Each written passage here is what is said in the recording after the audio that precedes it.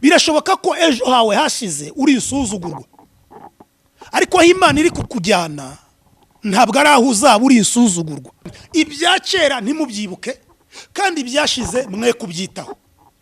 Kubera iki? Imana hari ibintu byiza izagukorera muri uyu mwaka, ariko kugira ngo ibigukorere banza ubohoke ukire.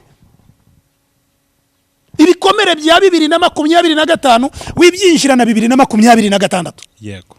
Ibagirwa abo bakuvuze, ibagirwa abo bagusebeje, abo bakurwanyije mu murimo w'Imana, bibagirwe kuko Imana hari ibyiza igambiriye kugukorera mu mwaka wa 2026. Byibagirwa ubisiga 2025 maze winjire 2026. Kubera iki? Hari ibintu Imana igiye kugukorera, ubwo kandi n'ubuhanuzi. Yego. Hari ibyiza Imana igiye gukorera itorero ryayo mu uyu mwaka wa 2026. Uwizera ibyo azabibona.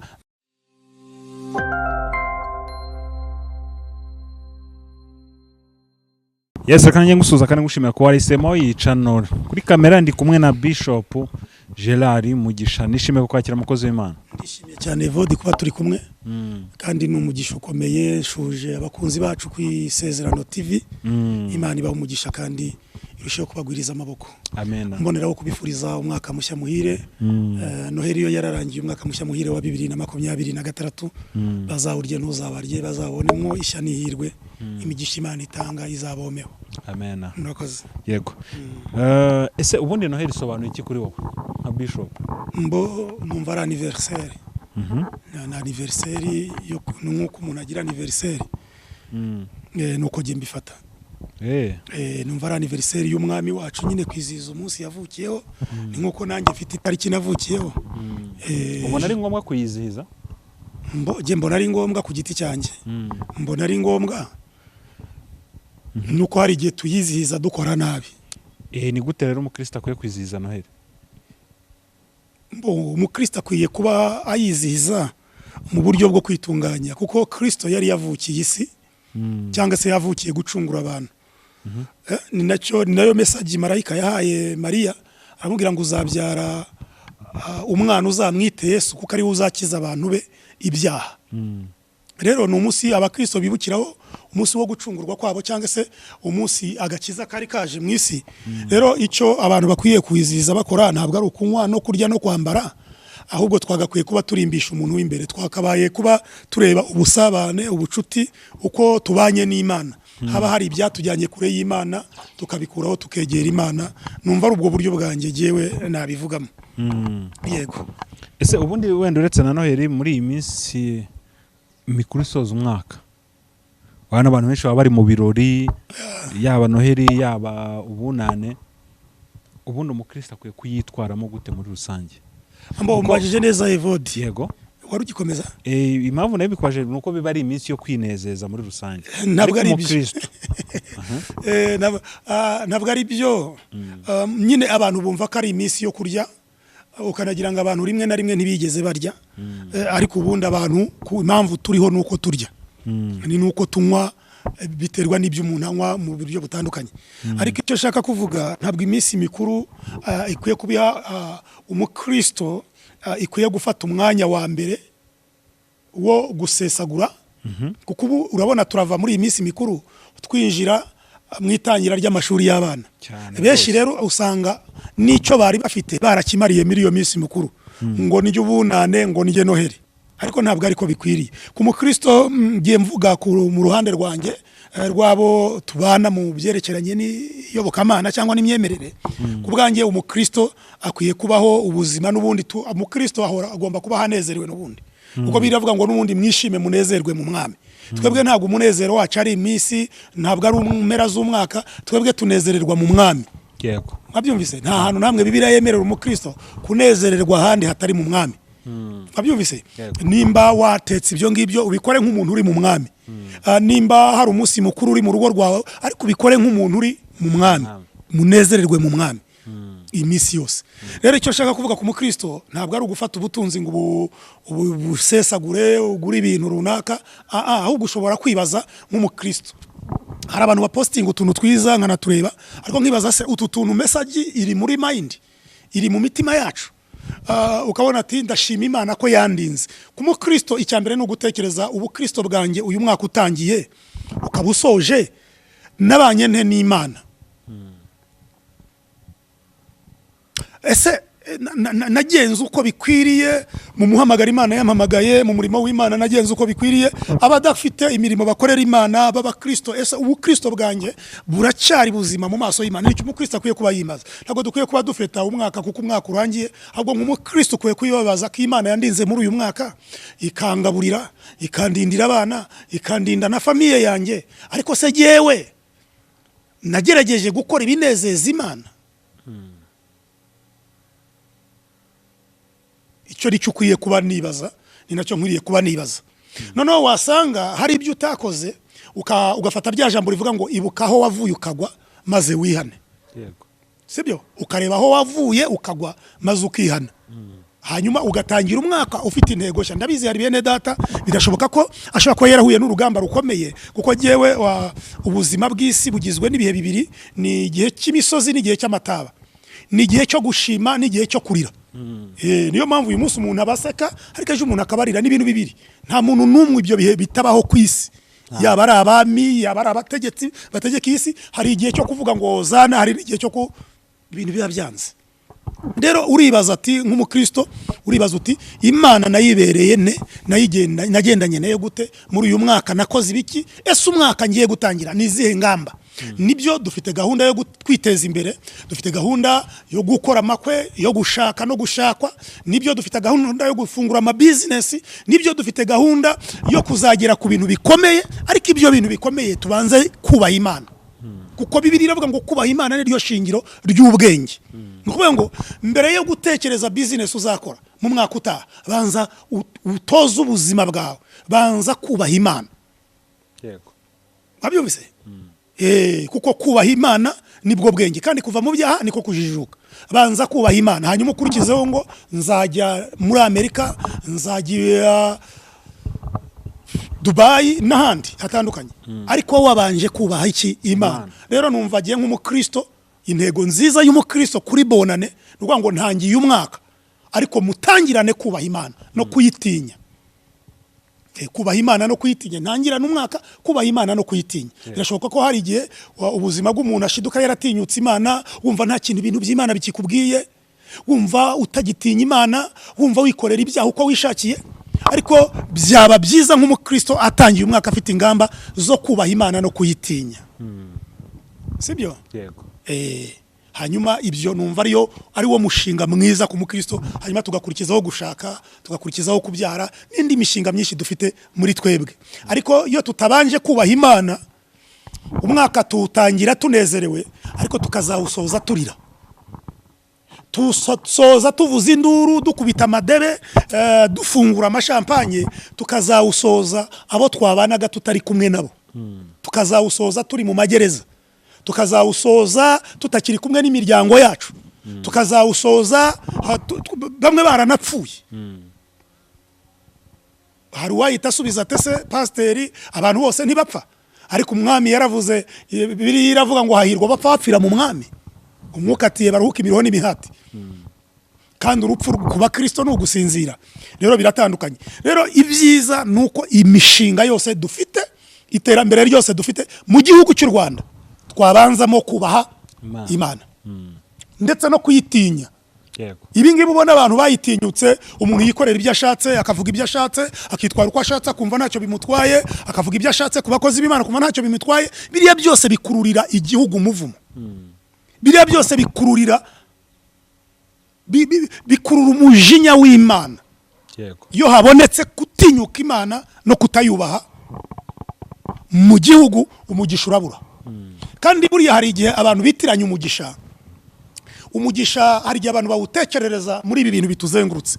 Ukabona amazu, ukabona amamodoka, ukabona amahoteli, ukabona isene, ifaranga nyinshi, ukibaza ko ari wo mugisha Imana ivuga. No, so umugisha ahubwo sibyo dusiga twita umugisha se? No, ntabwo ari wo mugisha. Mu modoka nziza, gutura mu modoka, kwambara neza, amakote meza.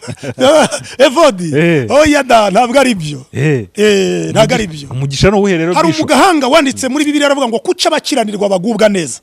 Warabateye bashora imizi, barakura, bagira imbuto nyinshi, bafite byinshi. urumva nawe yari ari muri confusion yibaza kuki abantu badakiranuka baguwe neza, bafite amazu, bafite amafaranga, bafite ibimodoka, bafite abana biga mu bigo bihenze, bafite ifaranga zirajojo, kandi n'ibyaha barabikora. Ariko nawe yari ari kwibaza icyo kibazo ati kuki bagubwa neza. Aravuga ati waranabateye bashora imizi, barakura bagira n'imbuto nyinshi, usanga ari abantu bakomeye, amazina yabo akomeye batinyitse. Ariko umva ijambo yavuze ari ryo rikomeye ribitse mu bwiru bw'ubumana. Yaravuze ngo nubwo bafite ibyo byose ariko Imana ibakureho imitima yabo. Yesu agenda ntabwo yadusigiye amazu. Abantu banyumve neza, gutunga inzu ni byiza, uzayitunge. No gutunga imodoka si icyaha, uzayitunge rwose ni byiza. Ariko ntabwo ari wo murage Yesu yaduhaye, ntabwo ari wo mugisha Yesu yaturaze. Yesu mu gusezera abigishwa be yarababwiye ngo mbasigiye amahoro yanjye, amahoro yanjye abe muri mwe, nguwo umurage wabera. kandi ngo ni amahoro atari nk'ay'isi. Ndayakomeza, mbasigiye amahoro yanjye abe muri mwe, andi amahoro mbahaye si nk'ay'ab'isi batanga. Ayo mahoro mbaraze azahinduka nk'isoko idudubiza mu bugingo bwanyu. Amina. N'irihe banga rihishemo? Ushobora gutunga ibyo byose ariko ukaba nta mahoro ufite, kuko Bibiliya ivuga ngo nta mahoro y'abanyabyaha. Pointre. Muri make isi ishobora kuguha umutekano ariko ntiyaguha amahoro. Urakabyara. Isi yaguha umutekano, ikaguha abarinzi bakurinda, ikaguha protokoli ikomeye, ariko ntabwo izaguha amahoro yo mu mutima. Ayo hari umugabo umwe wenyine wayatsindiye, ndetse avuga ijambo ritaravugwa n'umwami cyangwa umutegetsi utegeka kuri iyi si. Yaravuze ngo mwese abarushye. Bivuga ngo ushobora kugira izo modoka, ukagira izo nganda. Ubu butumwa ntago bukivugwa rero, kuko abantu bakeneye komora igisebe bagica hejuru. Ukagira izo nganda, ukagira ibintu bikomeye, izina ryawe rigakomera, ari kurindushye. Niyo mpamvu hakeneye Kristo ngaza ruhuru uyu mubyeyi nyuma y'amafaranga atunze, nyuma y'uko abana biga mu kigo cyiza, nyuma y'uko rwose ugenda mu modoka ihenze, ariko ukumva uyicayemo ariko nta mahoro. Nakubwiye ijambo menya utarari uzakankatira ugashyire nko kuri TikTok. Nakubwiye ijambo umukire yarankunze muri uyu mujyi, imodoka hama nibwo zari zicyaduka muri uru Rwanda. Yego. Niwe wa mbere wazanye hama muri iki gihugu. Antwara mu modoka ye Ducati koni rya mbere ku Kinamba ari imyoza. Ducati rya kabiri ari imyoza. Yego. Ndamubaza ntariko boss, kuri kwimyoza ufite ikihe kibazo? Arambwira ngo wakubwira ibibazo mfite. Ndavuga ni boss, umukire nkawe ufite amafaranga ngo waguha ibibazo mfite. Ndamubwira ntarika kampana niyihama ngumva kandi ibintu birahari ariko nta mahoro ahari. Zaragenda muri hama mu modoka yifuzwa na buri wese. Yes, ariko nta mahoro. Arataha muri etage ariko arayigaragura, afite igitanda yaguze miliyoni 5 cyangwa 10, ariko nta mahoro icyo cyumba gifitiyemo. Umugabo ukenewe rero, nabwo akeneye umugabo wo mu buriri, akeneye umugabo witwa Yesu ngaze muri kiriya cyumba cyiza kirimo biriya byose bitatse kiriya cyumba. Yabitatsemo byinshi ariko nta mahoro afite muri icyo cyumba. Yego. Ataha mu nzu igeretse ariko nta mahoro. Agenda mu modoka nziza ariko nta mahoro. Aracuruza izina rye rirazwa ariko nta mahoro. Afite abamurinda n'abamuprotokora ariko nta mahoro. Kubera iki? Aya si amahoro umuntu aguha. Oya, isi yaguha umutekano ariko amahoro yo mu mutima atangwa n'umugabo umwe. Ni Kristo Yesu wenyine, kumwemerera ukamwakira. Uzi impamvu mbivuga? Je nabaye umukire Evodi. Nabaye umukire ntunga udufaranga muri uyu mujyi ariko nafite Yesu. Nafite Yesu. Muri za 2001 2002 nari mfite amafaranga. Ego, ariko ntafite amahoro. Nari mfite ubutunzi ariko ntafite amahoro. kugeza ubwo numvaga kugira ngo mbone amahoro ari ukwiyahuza amarikeri ahenze, ngafata amataba akomeye kugira ngo nibagirwe isi y'ibibazo binzengurutse. Buriya benshi ubona barara mu tubari ni ibibazo, baba babuze ikibatera ikinya bagahitamo kujya kwitera ibinya by'icupa. Buriya benshi ubona hari ibindi bikorwa bakora ni ukugira ngo biyebagize ibibazo bafite. Yego. Ariko hari umugabo wavuze ngo ibyo bibazo nitugire gute tubimuzanira. Umunsi mwemerera rero agataha mu mutima wanjye, ibibazo nari ifite byarashize, nararyamye ndasinzira, numvise amahoro azajya mu mutima wanjye, kandi aya mahoro yaje nkennye. Ntabwo byumvikana uburyo nari ifite amafaranga nkarara nicaye, mvuga nabi, nta mushiha, nta mutima mwiza. Ariko maze kwakira Yesu, nubwo nari ibitutunzi bwari bwarashize, naje guhura n'igihombo gikomeye. Imodoka ziva mu muhanda, ubukene bumaze kumfata, umuntu andangira ahantu hamwe. Sinshaka abantu bazakizwa bageze nkaho nari ngeze. Umuntu arambwira ati rero ndabona ushobora kuziyahura, ngwino nkujyane mu barokore bagusengere. Nuko ninje muri ADPR, anjyana muri ADPR ku Mumena. Icyo gihe basengeraga ahantu bita kukivugiza munsi y'umusigiti. Hari urusengero ruri mu tuntu tw'udushitingi, urumva intambara yari ikirangira. Banjyanayo bandambikaho ibiganza,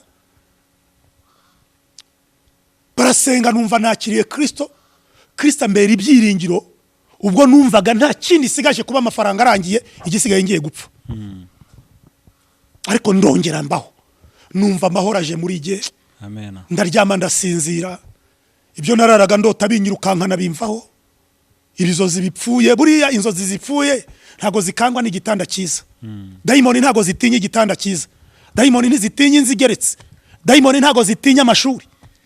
Dayimoni ntago zitinya imbundi iri ku musego cyangwa se security hambaye ufite. Dayimoni iragutera ikagusanga mu cyumba, igaca ku barinzi, igaca ku nzugi zikomeye, igaca kuri parufe nziza ziteye, ikagusanga mu cyumba neza mu gitanda. Ikakujwigiriza. Kabyuka mu gitondo urubavu rwakebanye, wakibaza ishuka nziza, matera nziza yo guhenze, gitanda cyiza kiguhenze, watekereza uburyo wakiryamye ugacyuka wakebanye, ukavuga ati ibi bintu ntago byoroshye. Nukwemerera Kristo agataha mu ngo zacu, agataha mu miryango yacu, agataha mu buzima bwacu, tugatungwa amahoro, tugatunga amahoro adaturuka ku bwishi by'ibintu. Amen. Ahubwo amahoro aturuka kuri Kristo.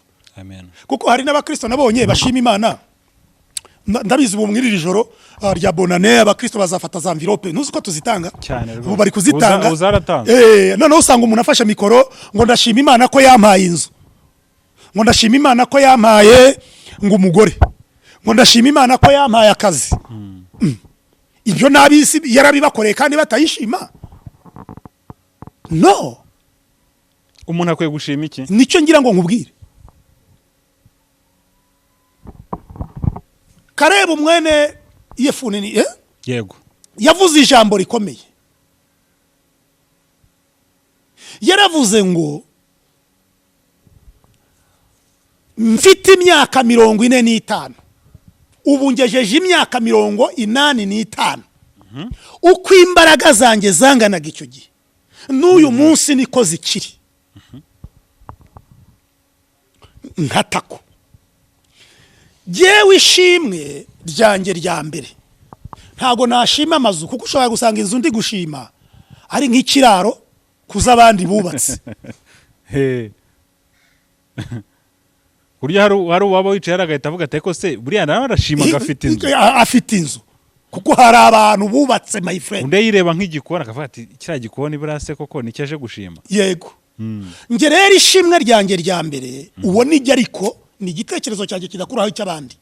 Ndashima Imana ko ndangije uyu mwaka nkiri umukristo. Amen. Papa, iri jambo turarivuga turanarikoresha, ariko kuba umukristo birahenze papa.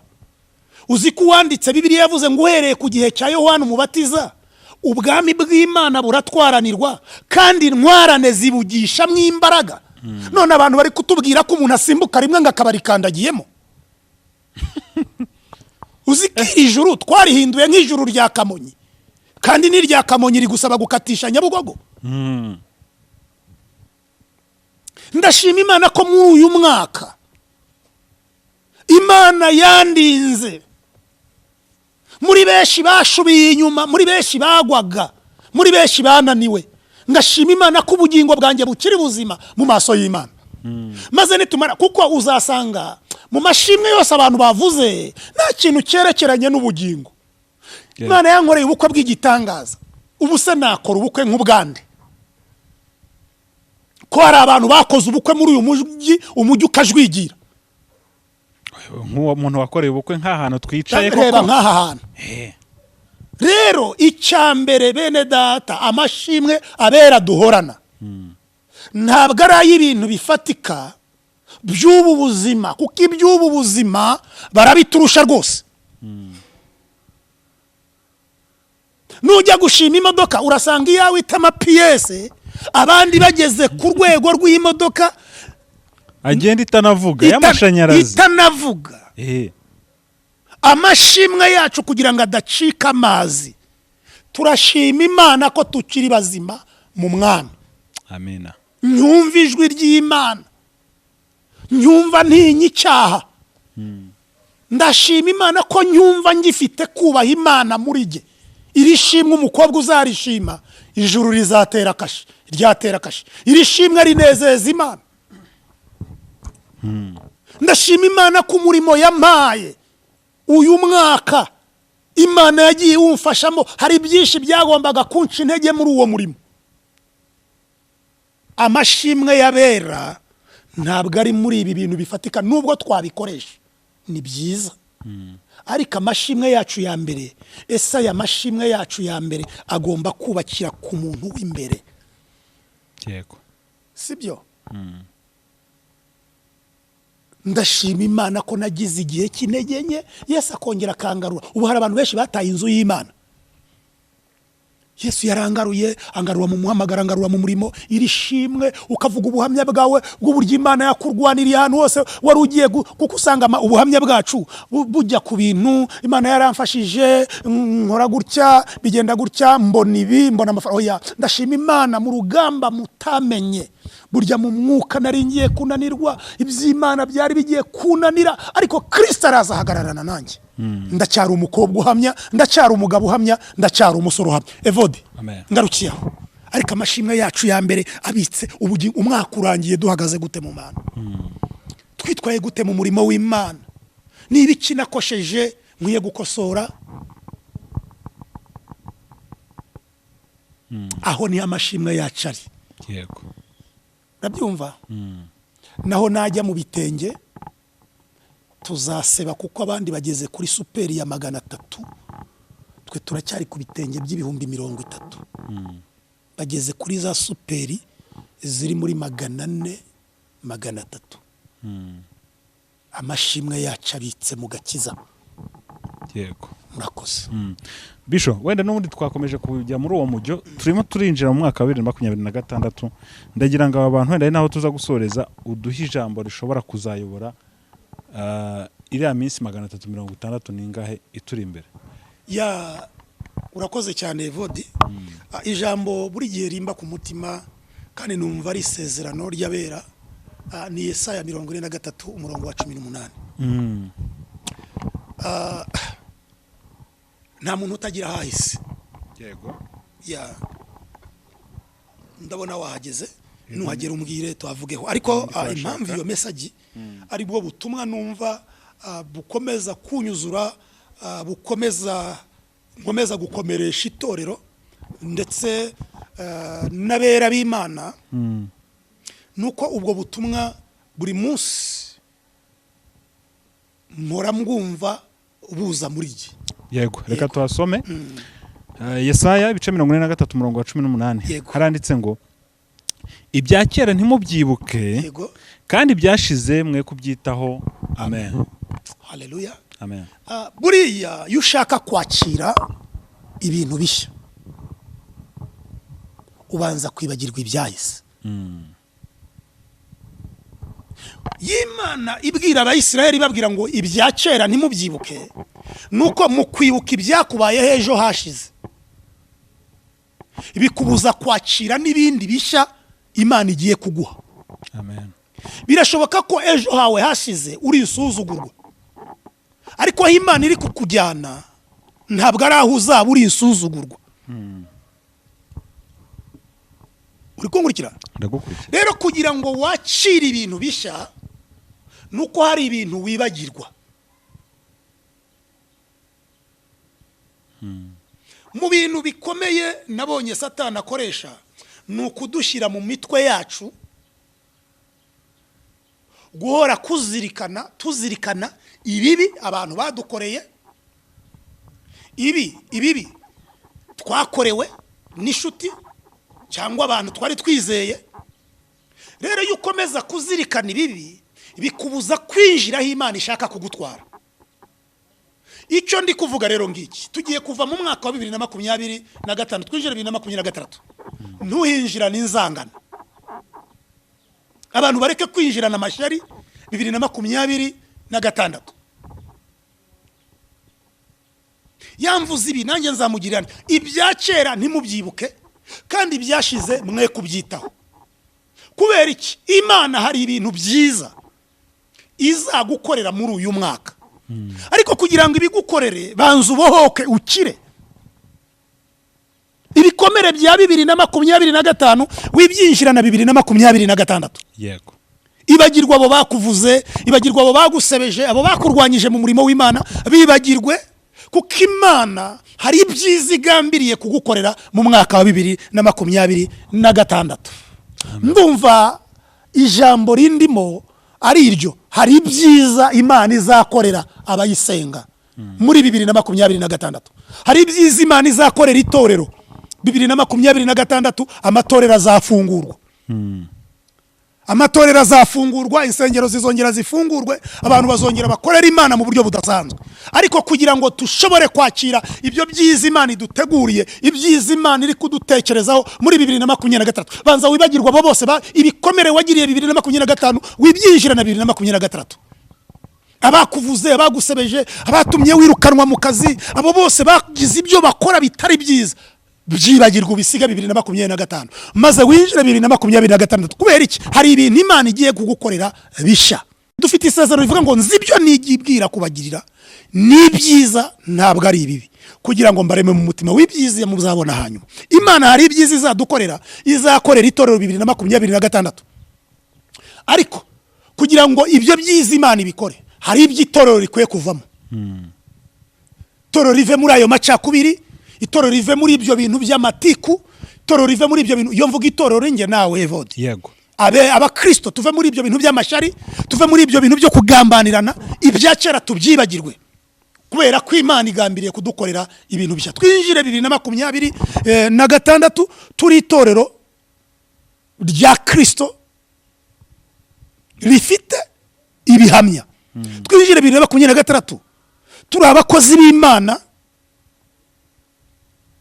bahagarariye Kristo, bahamya ukuri kw'ijambo ry'Imana. Birashoboka ko hari abantu bagiye bavanga ibintu muri uyu mwaka, ibyo niba byibagirwe babivemo. Birashoboka ko hari abantu bagiye bata imihamagaro, birashoboka ko hari abantu bagiye bava mu myanya Imana yabashakagamo, ibyo bintu niba bivemo, baze twinjire 2026 kuko Imana hari ibyiza yiteguye gukorera itorero ry'Imana mu gihugu cy'u Rwanda. Ubwo kandi n'ubuhanuzi. Yego. Hari ibyiza Imana igiye gukorera itorero ryayo muri iki gihugu cy'u Rwanda mu mwaka wa 2026. Hari ibyiza Imana igiye gukorera abashumba, abakozi b'Imana bakomeje kuyinambaho, bakomeje kwihangana, bicwa n'inzara, baterwa amabuye, barababazwa, bahura n'ingorane n'intambara nyinshi. Rero abo bose Imana hari ibyiza igiye kubakorera muri uyu mwaka wa 2026.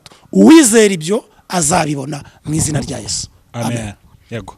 Bishop urakoze cyane, reka ngushimire rwose kubw'ubutumwa, kubw'impamvu duhaye 2026 kandi twizere ko abantu bazagira uzababera umwaka mwiza cyane nkuko tubibifuriza, nkuko nawe wabifurije. Amen. Yego. Ku umuntu wifuza kuvugisha Bishop Gerard, nimero ye ni 0788 45 85 18. Reka dusoze udusengera. Mana wakoze. herekeza ubutumwa dutambukije twe twabuvuga nk'abantu ariko we wabusobanura nk'Imana. Kuvuga ni ukwacu, gusohoza ni ukwawe. Uri Imana iri mu ijuru, waravuze ngo uzavugira mu kanwa kacu. Uyu mwanya dusengeye abarwayi, dusengeye abari mu nzu z'imbohe, dusengeye abari mu gihe by'intambara, abari mu bihe by'intambara, bene data bari mu gihugu cya Kongo, abo n'abavandimwe, ni inshuti n'abakunzi b'umusaraba. Abo bose turabasengeye kugira ngo uburinzi bw'Imana, ukuboko kwiza kw'Imana gukomeze kuba kuri bo. Dusengeye abari mu bihe bikomeye bigoye, bari mu bihugu bitandukanye, abo bose barwanire ku kuri Data wa twese, ni we nyiri humure ryose, uhumuriza imitima yose igakomera. Ngaho girira neza igihugu cyacu cy'u Rwanda, ukomeze kugisakaza mu mugisha wawe, abera ab'Imana ukomeze kubarindira mu buntu bwawe. Mwami turasenze kugira ngo ukuboko kwawe kwiza gukomeze kubana n'abera bakomeje guhagarara ku munara bategereje gucungurwa kwabo, mu izina rya Kristo Yesu, amen.